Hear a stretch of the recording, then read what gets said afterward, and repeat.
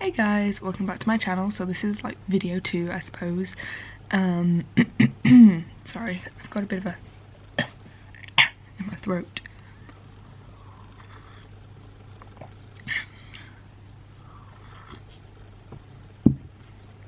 So this video is going to be about my appointment that I had on Thursday? What? Yesterday. The appointment that I had yesterday. I did vlog yesterday, but it's not a complete vlog. I think yesterday's vlog's the only vlog that's probably going to end up going up, just because it's the closest to being finished and it's the easiest for me to edit. And I am happy with the content and the way I vlogged that day. I want to talk about yesterday's appointment, because in case yesterday's vlog doesn't go up, you guys are going to have no idea what's happening. So basically yesterday I have been waiting for this appointment for months, the longest time. I've been waiting for this appointment to find out what the plan is. You guys know how much I've struggled like mentally, and which I think I might actually just make a separate video on my mental health after this one, just because that's another subject I want to get into and I just don't want these to be too long, these little videos. So anyway, yesterday I ended up seeing Professor Blah after the longest time. You know, I did see him in March when I was an inpatient. I was meant to see him in the clinics, but he ended up coming up to see me. Sorry, my throat's a bit... This is just tea, by the way. I like it dark. A nice honey colour. Anyway, actually it's a bit darker than a honey colour, but moving on. Like I said, yes, I went to see him on Thursday and we discussed everything. We discussed my results, which are... This is basically what they look like. It's really delayed in my stomach, slightly delayed, not as severe in my intestines, but still delayed, and then severely delayed in my colon. So it's kind of like we've got these two blockages and then something that kind of works in the middle. So basically, we are gonna give the pacemaker a shot. As small as the chances that it's gonna work, you know, with my motility, with my Ehlers-Danlos loss, with all the issues that we have going on, there's still a very, very slim chance. And the thing is, I could sit there and go, nah, it's only like a 1% chance, there's no point. But, you know, I could be that 1%. And not only that, you know, if I don't give it a shot, how am I going to know if it works? You know, I could sit here and not try, but then it could end up working. And if I didn't try, I would have never known. So... Sorry about my voice. I sound like a husky old man. So we saw him or I saw him, and we're gonna give the pacemaker a go. Not the full permanent one, we're gonna put in the temporary one first, and we're gonna give it 2 weeks to see if it improves anything. And if it does, then we're gonna go ahead and place a permanent one. And if it doesn't, or it only improves things slightly, we're gonna go ahead and put the PEG in. So it's like a PEG tube which goes straight into your stomach, and then it has a jejunum extension, so I'll be able to vent or drain my stomach out of the stomach part, the G, and the J I'll be able to feed into, like with my tube. And I know a lot of people tolerate feeds better through a surgical tube that goes into the jejunum rather than a nasal tube. So I'm hoping, if that is the case, that I'll be able to get off my elemental feed and go on to something that's maybe semi-elemental instead, so my body has to do a bit more work to digest it.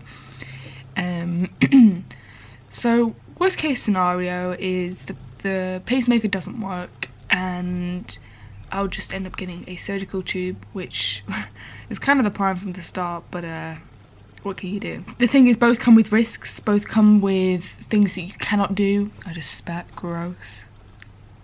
Both come with risks and things that you cannot do. Like, I know that, like, you can't have MRI scan with a pacemaker in, you know, you can't, there's certain activities or like sport type things that you can't do, certain like movements. Like, I know there's, like, I'm thinking of starting Pilates to try and like strengthen my core and just get a bit more exercise into my life. And I know there's certain positions that I would not be able to do if I was to get the pacemaker. So, you know, both come with risks, obviously. And then if you've got the surgical tube, you've got basically, I want to say essentially an open wound, even though it does heal around the tube site. You still have like granulation tissue, leakage, you know, stuff like that. So that's like an infection risk. So, you know, there's always risks. There's pros and cons with both. But at the end of the day, if I can be able to eat again, I'd never be able to eat like a full meal again. But if I became able to eat 4 small meals, 6 small meals small meals a day and sustain myself and not need a feeding tube. How freaking amazing would that be?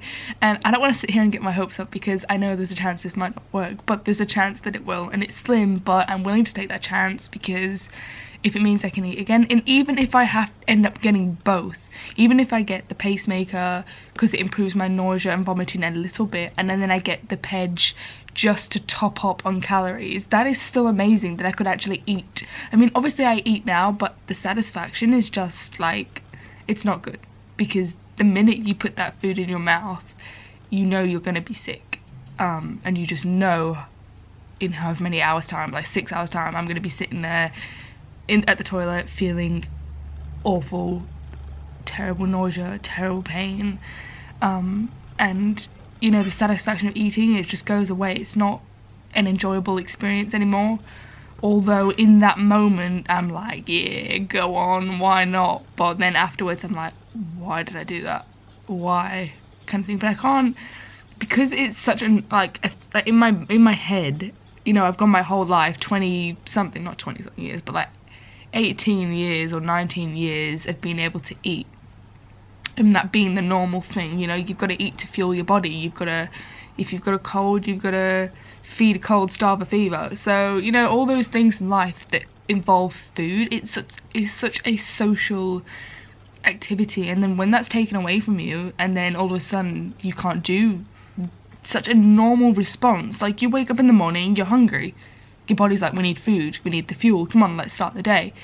But in my life, it's not like that. It's, yeah, I still get that hunger feeling, not all the time, but I do sometimes, and it's like, oh, I can't just whip into the kitchen, make some jam on toast or marmalade on toast and just have that and a cup of tea for breakfast. I mean, yes, I can, but it's gonna make me ill in the, like, consequently. So I'm just, basically, what I'm trying to say is I really hope this pacemaker works, and if it doesn't, then we're gonna have the surgical tube, and, you know, we'll give it another shot, or maybe I'll get the pacemaker anyway, and who knows, it might start working. I feel like maybe 2 weeks isn't enough time to see if it's gonna work, but I think it's to see if there's any change whatsoever is what he said, and if there isn't, then it's pointless. But he said it's either gonna work really well or it's not gonna work at all, or it might just work a tiny bit, but there's no kind of middle where it's gonna semi-work. Yeah, so that's the update.